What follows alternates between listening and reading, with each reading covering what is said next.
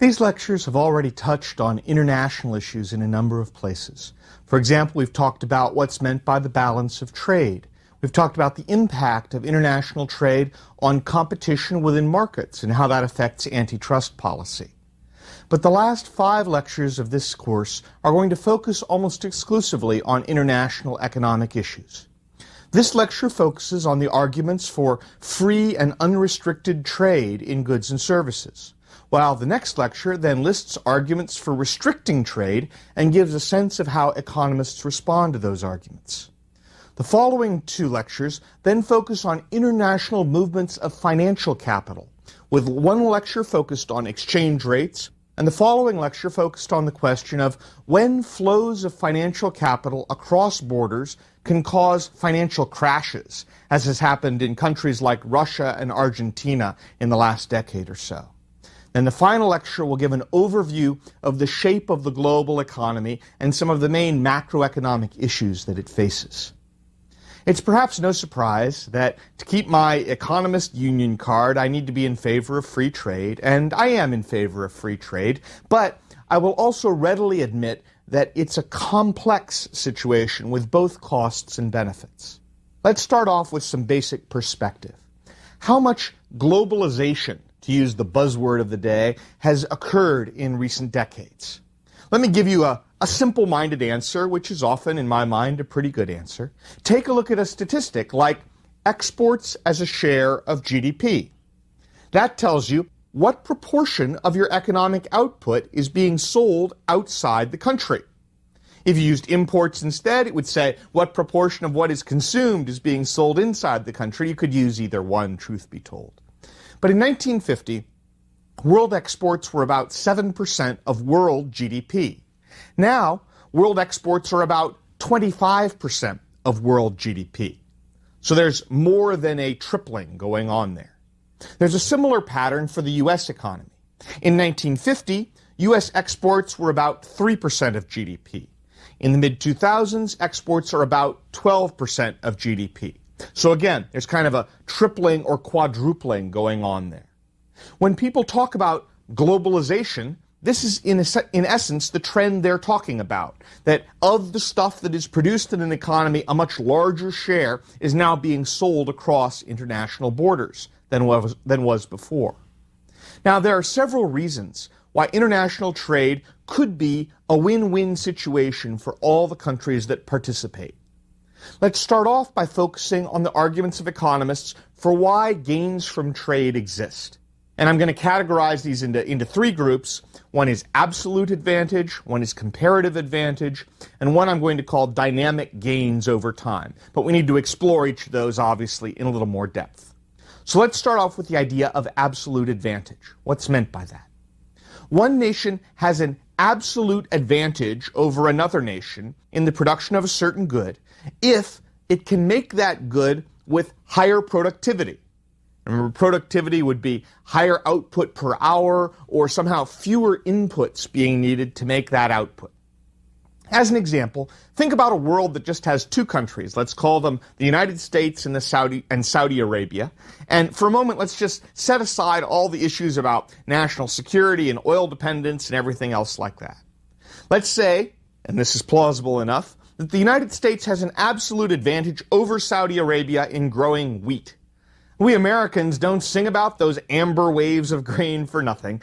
Saudi Arabia has an absolute advantage on the other side in producing oil. Saudi Arabia, there's a lot of places where you can more or less put a sharp stick in the ground and oil will bubble up. Now, of course, Saudi Arabia does have some fertile areas where it can grow crops. But if Saudi Arabia tried to grow all of its own wheat, it's going to be quite costly to do so. It's just hard to grow wheat in the desert, even with irrigation. The United States, on the other side, does have some areas where oil is fairly cheap to drill. But if the U.S. economy tried to provide all of its own oil, it would be quite costly to do so. I mean, we're now talking about, going offshore, drilling straight down a couple of miles, drilling horizontally underground, using various technologies to push the oil out. So both sides can produce their desired output of wheat and oil at lower cost if they play to their absolute advantage and then trade with each other. The U.S. can produce lots and lots of wheat and trade it for oil. Saudi Arabia can produce lots and lots of oil and trade it for wheat. Both countries can be better off if they play to where they have their productivity advantage. I think for most people, that idea of trade is relatively intuitive, relatively straightforward. Just because growing wheat in the desert and trying to drill for all the U.S. oil offshore would be obviously so very costly. But now let's imagine the next case, and this is where it gets a little more difficult. A case where one country has an absolute productivity advantage in all areas, and the other country has an absolute disadvantage in all areas. Now, the mental example I sometimes use here, which isn't quite fair or quite accurate, but as a mental example, I'm using the U.S. and Mexico. There's a very, very wide range of goods and services, where the U.S. has workers with a higher average level of education. The U.S. workers are working with better and newer capital equipment. The U.S. workers are supported by a better infrastructure of communications and electricity and transportation. And so there are just a lot of goods that U.S. workers can produce more productively than workers in Mexico could. Or if, for example, Mexico worries you to think about Mexico, think about Africa or China. U.S. workers are just extremely productive at making an awful lot of things. However, even in this situation, where one country is more productive in all goods than the other country, it is possible for trade between the two countries to benefit both of them. And this is a surprising and I think counterintuitive result that goes back to the early 19th century. Economists have been trying to explain it ever since. The fundamental idea here is the idea of comparative advantage. And here's what comparative advantage means. Comparative advantage exists when a nation has either a largest productivity advantage in producing a certain good or service compared to other nations, or if it doesn't have any area of productivity advantage, then it has a comparative advantage in where it has the smallest productivity disadvantage in producing a certain good or service. So to get comparative advantage, you need to think about all the possible things that a nation should do. And the theory of comparative advantage says, focus on those things where your productivity advantage is biggest, or if you don't have anything where it's biggest, focus on those areas where your productivity disadvantage is smallest. Now let me try and give you an intuitive feel for how this can benefit all parties. Now I've personally never had a secretary, but let's pretend I had a secretary. I like to pretend that sometimes. And let's say for the sake of argument, there are two main jobs I have to do. One is editing economics articles and the other is typing memos. And let's say, for the sake of argument, that I am faster at both jobs than my secretary is. I am faster at editing economics articles and I am faster at typing memos. So I have a productivity advantage in both areas. Does it follow then, in logic, that because I have a productivity advantage in both areas, I should do all the work of the office and my secretary should do nothing? Well, of course not. That would be just foolish. It would be foolish because the secretary's time wouldn't be being used at all. Presumably, my advantage at editing economics articles is much bigger. My advantage at typing is relatively smaller compared to my secretary.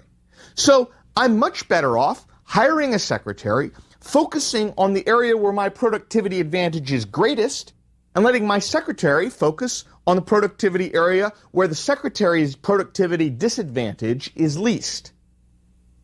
It would be silly for me to try and do everything. Similarly, another example. Should the great professional basketball player LeBron James mow his own lawn?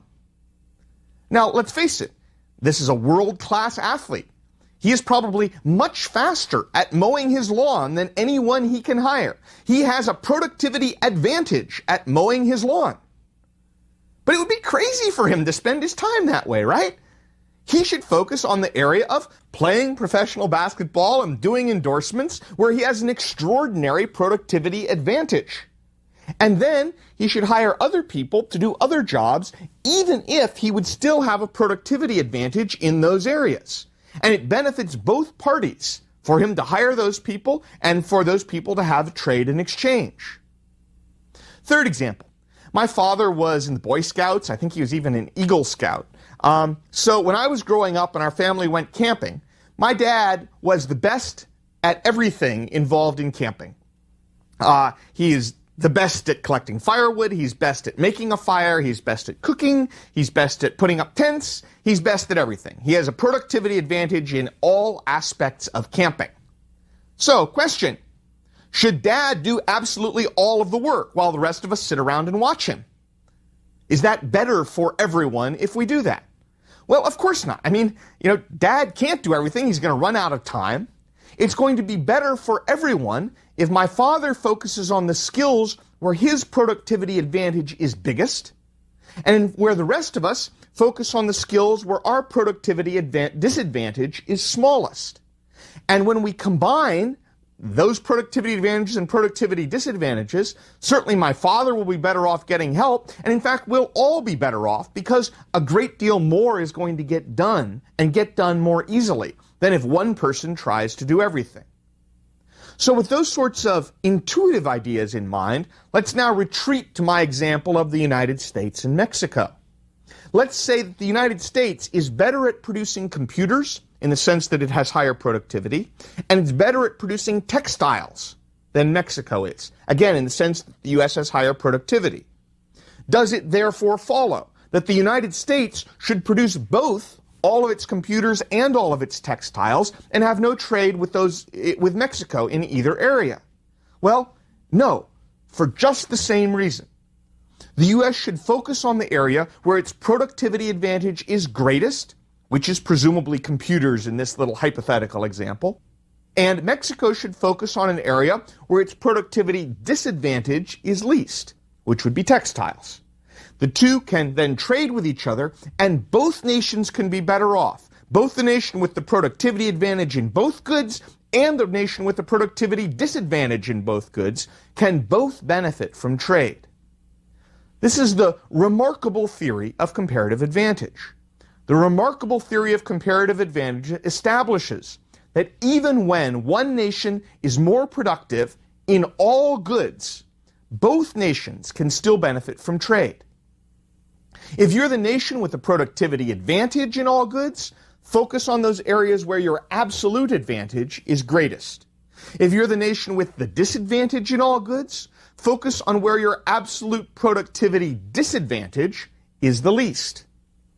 Now, you sometimes hear someone who is economically illiterate say, but what about the nations that have no comparative advantage? What if nations just don't have any comparative advantage? Then they can't trade. And the reason I refer to this as illiterate is because even if you have lower productivity at absolutely everything, you still have a comparative advantage. You just need to find the area where your disadvantage is smallest. In effect, everyone has something they are least bad at. And that's what you should seek out and do, whatever you're least bad at. It's kind of inspiring in a weird sort of way that everyone fits into this picture. Now, both absolute and comparative advantage are issues about trade between countries with different productivity levels, selling really different products, computers, textiles, wheat, oil, really different products. However, well over half of world trade happens between countries that are really very similar. And I'm thinking particularly here of the high-income economies of the world in North America, in Europe, including Japan and Australia and New Zealand. Much of the trade between these countries involves buying and selling literally the same products. The U.S. imports cars from Europe and exports cars to Europe. Japan exports cars to the U.S. and does import some cars from the U.S. Countries are importing and exporting cars back and forth. They're importing and exporting machine tools back and forth. They're importing and exporting computers back and forth. A few years ago, when the statistics for Britain and France showed that cars were the biggest import for those economies and also the biggest export for those economies. So rather than buying and selling very different goods, they're really buying and selling the same goods. Moreover, the countries that are buying and selling have in a big picture sense, very similar wages. I mean, they're all high-income countries. It's not like some are dreadfully poor like China or India. So why does this kind of trade exist? It's not obviously absolute advantage. It's not obviously comparative advantage. And a lot of the study of international trade since the 1970s and 1980s has focused on this kind of similar trade in the same goods between similar countries, and tried to figure out why that might be beneficial. Let me give you some of the possible reasons. One possible reason: trading similar goods allows even smaller countries to take advantage of economies of scale. Imagine, for example, that you're in the United Kingdom, which is a relatively small economy by world standards. If you have a whole bunch of little car companies in the United Kingdom, they're going to be quite small. They won't be able to take advantage of the fact that large car companies can produce at a lower average cost. They won't be able to take advantage of those economies of scale. So, what should you do? Well, if you have a couple of very, very large car plants in the United Kingdom, those can take advantage of economies of scale, and then they can sell back and forth with car plants in other countries that also are very large. And thus, even the smaller countries can take advantage of economies of scale and trade back and forth. A second advantage of this kind of trade: trading similar goods provides a gain of variety. You get many different kinds of cars. Again, if you're the United Kingdom, a relatively small economy, it might be that one big car plant provides essentially all the cars the United Kingdom really demands in a given year. But if you trade back and forth between other countries, then you can still have the economies of scale, but also have a much greater variety of possibilities within your market. A third advantage: trading similar goods allows a greater degree of specialization within industries. And the issue here is what's called breaking up the value chain, or sometimes the word disintermediation is used if you hear that. What they're referring to there is that when you're making a car, you break it up into lots of pieces. There are going to be low-tech pieces like the plastic for the seat covers. There are going to be higher-tech pieces like the computers in the engines. There's going to be assembly parts. And what can happen with trade between similar countries is that these parts all get divided up. Part of the car is made here, part of the car is made there, the parts are all shipped, they go back and forth across national borders, eventually they're assembled and sold someplace. This is sometimes called Smithian trade because it follows Adam Smith's idea of the gains from a greater division of labor that was discussed back in Lecture 2. If everyone can focus on these specific specialized tasks, they can be more productive in all the individual tasks. A fourth advantage: trade in similar goods can encourage a flow of knowledge and skills that will benefit both countries. Give you an example from the United States. The Japanese companies invented something called just-in-time inventory management, in which inventories were kept very, very low and things were only delivered to the factory as they were needed. It turns out that in a number of industries, that's a very, very effective way of organizing manufacturing. Well, the U.S. learned that idea from Japan. There was a flow of ideas, not just of goods and services. Another famous example that I confess may or may not be true is that back in the 14th century, the great explorer Marco Polo went to China, and the legend has it that he brought back the idea of noodles, which eventually became the Italian pasta industry. He didn't bring back actual noodles, you understand. He brought back the idea of noodles, and that interchange of ideas can be extraordinarily powerful. A fifth advantage: trading similar goods across national borders provides greater competition for domestic producers, and thus better incentives for low prices and innovation. Now, all of these factors together help explain why trade between countries might benefit those countries even when it's the same goods and the same kinds of economies. And honestly, I suspect that these kinds of factors are probably much more important to the productivity gains from trade, maybe not much more important, but quite important compared to the basic absolute and comparative advantage arguments. But they're really hard to measure, these gains. And so economists are still struggling with trying to say, how would you measure the gains from the kinds of things I described? Moreover, the advantages of trading and who should benefit, what should be split up, where your comparative advantage lies, are bound to shift somewhat over time. As new products are developed, workers learn new skills, and so on. These shifts can also be a source of gains to an economy, since learning and competing in global markets provides pressure for productivity gains. So that's the theory of why there are gains from trade. What's the evidence? There's actually a strong empirical correlation between countries that expand trade and countries that have good economic growth. The circumstantial evidence here is extremely strong. If you look at time periods where trade is expanding, that tends to be when economies are expanding. A time when trade is contracting tend to be like the 1930s, when the economy is lousy. Countries with expanding trade tend to be countries with expanding economies. There are literally zero examples of countries that have gotten very rich without expanding trade. The World Bank published a study several years ago on this subject. They split the world economy into two groups. Group one was called globalizers. And in the globalizers were countries where the ratio of exports to GDP doubled in the 1980s and 1990s. So this would include, for example, China, India, Mexico, most of the high-income countries of the world, total of 3 billion people. For that group of globalizers, per capita GDP rose 5% per year in the 1990s. Group two was non-globalizers.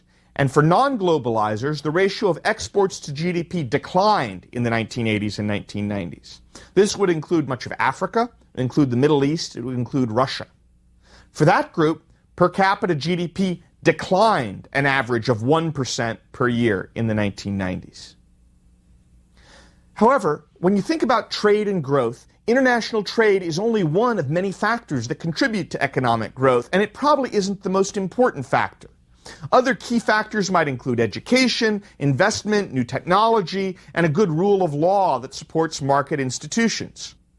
What I'm trying to say here is a country with poor education and low investment and high corruption and no rule of law is not going to save its economy by saying, well, let's expand international trade. Expanding international trade does help economic growth, and in a significant way. But when you're making the case for free trade, it's important not to present it as some sort of cure-all for everything that goes wrong.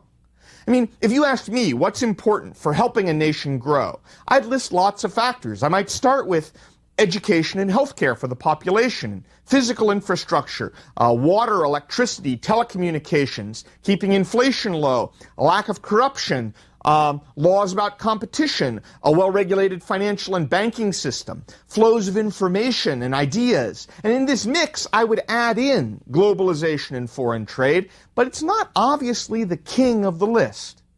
Moreover, the gains from globalization are real, but they aren't free. Gains from globalization are the result of restructuring industries, relying on suppliers from other countries, and orienting your economy toward the global economy. So, I think the gains from trade are real. I also think that it's important not to overstate them and present them as some magic cure-all for what ails the economies of the world. Ultimately, how close is the world to a borderless market? How far has globalization actually gone? When people talk about globalization and trade, they often talk about what they call a borderless world, where goods and money zoom back and forth as if borders don't really exist. How close is the world economy to a world where, from an economic point of view, national borders don't matter? And the perhaps surprising answer is that even in the early 21st century, national borders still seem to matter a heck of a lot. And let me offer some of the evidence. One measure of trying to think about whether borders matter is to compare trade between metropolitan areas or states or regions that are a certain size in terms of their economy and a certain distance apart. And you might compare two of those regions within one country, like, say, the states of Illinois and Washington State, and you might compare within Canada, say, Ontario and British Columbia. And then you would say, okay, let's look at trade going between those two within the countries, and then let's look at the crisscross trade going across the national border. Now, if borders don't matter, then the trade going back and forth across the national borders should be more or less the same as the trade within the countries, because the national border doesn't matter. And of course, for any two examples, this might not be true, but if you look at a bunch of examples together, you should be able to see a pattern there. When you do that kind of a study, you find that actually the effect of national borders is large. There was a study a few years ago that compared trade between provinces of Canada and states of the United States, and it found out that after you adjust for distance and the size of the local economies, Canadian provinces trade maybe 12 to 20 times as much with each other as they do with comparable U.S. states. If you look across OECD countries, the sort of rich, high-income countries of the world, trade within the country is often 3 to 10 times as high between the regions of the country as trade across borders. Now, these estimates are often being recalculated using different methods. I wouldn't want you to hang your hat on one certain number, but overall it seems clear that the national border really does matters a lot. Another test of a borderless world. Do things cost pretty much the same if you cross from one country into another country? I mean, think about some tradable good that's common across markets like color televisions or cars or blue jeans. These are going to cost pretty much the same if you look at, say, Minneapolis and Chicago and St. Louis. But if you cross national borders, do they still cost the same? And in fact, prices are extremely different across national borders. There are a lot of detailed surveys on this point. And perhaps the easiest way to see the point is to look at what happens when exchange rates shift. After all, if prices are going to be the same across national borders, then when the exchange rate moves, then the prices should move just as much. But it turns out that only about half of changes in the exchange rate filter through to prices in different markets. So if you're comparing in different countries, this sort of movement in exchange rates, this comparison between prices, is happening all the time. And prices are not changing in lockstep between the US and Japan, or Japan and Canada, or the US and the UK. Why do national borders matter? I mean, what's the difficulty? We think of ourselves in this globalized economy. The reasons would be things like transportation and communication networks are usually developed within a country, with nations in mind. They aren't developed to help facilitate movements across national borders. Whenever you go across a national border, you have to deal with different legal and tax systems. You may have to deal with different languages and cultural issues. You may have different currencies, different rules about dealing with the labor force, different safety regulations, different accounting rules. There may also be explicit laws to limit imports one way or another. When you try and value all of these things and add them up, it can add up to an extra cost of 40% or so when goods cross national borders, which is really a significant boost in costs and would explain why things don't move across national borders all that easily. Now, this argument about the borderless world is just an argument about facts. I should say that if you're in favor of free trade or if you're opposed to free trade, this argument can cut either way. All I'm saying is that if you favor free trade, you should be really happy because there could be a whole lot more of it. If you're opposed to free trade, you should be worried because we can have a whole lot more of it. My point is that we are not yet close to a borderless world. You could see a lot more trade across borders in the future for a variety of reasons. For example, there are international trade agreements which could encourage trade across borders. Transportation costs keep falling and falling with new technology. And obviously information and communication costs keep falling and falling as well. And those things are all going to make it easier to coordinate trade back and forth across international borders. In the future, I expect this trend to globalization is not nearly over, but is actually going to still be continuing. The public discussion over free trade is often really a matter of labels. Labels can be highly controversial. In the dispute over abortion, for example, you have this pro-life and pro-choice label, so everybody can be pro-something. The equivalent in free trade is everyone needs to be for something, so everyone says, well, we're in favor of free trade, but some people add, as long as it's fair. Well, fairness. Fairness is one of these concepts that you may notice economists have had a hard time with. Fairness is in the eye of the beholder. In many cases, many situations, fairness is just a sweet-talking way of saying, I don't think we should import stuff from other countries. The arguments for limiting imports can be evaluated on their merits. That's the subject of the next lecture. But sort of saying it's just fair to do something is, in my mind, assuming what needs to be proven. When I hear someone talking about, I'm in favor of free trade as long as it's fair trade, I get suspicious that basically they're not in favor of free trade, and frankly, I'm usually right to be suspicious. I hope that this lecture has convinced you that support for free trade is at least not an irrational prejudice. There are real and important gains that are possible from free trade. But of course, the argument for free trade won't be complete until we consider all the possible costs and trade-offs and reasons that are given for limiting trade. And that's the task of the next lecture.